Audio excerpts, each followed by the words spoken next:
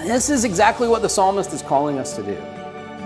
The psalmist and Paul in Philippians, they're not calling us to sort of cover our ears and cover our eyes and pretend that all of these terrible things don't exist. Instead, they are calling us to a life of joyful, grateful, thankful resistance, the ability to give thanks for the good that we have in spite of difficulty.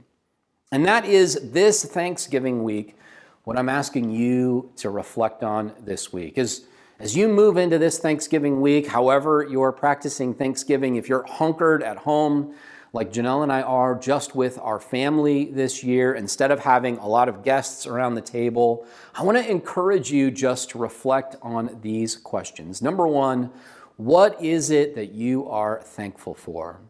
Another way of asking that question would be, what good, what beautiful, what excellent, what genuinely commendable things are in your life?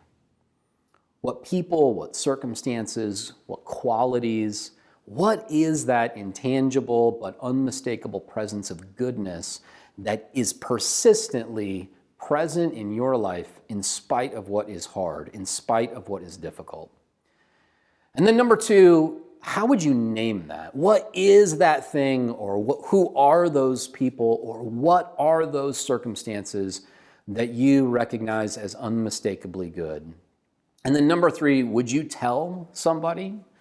In Psalm 100, the psalmist calls us to voice our gratitude, to give words to our thankfulness. And we know that when we do this, the best science tells us that when we cultivate the discipline of expressing our gratitude, expressing our thankfulness for people and things and circumstances in our lives that are good, that we are not only emotionally and mentally healthier, but that we are physically healthier as well.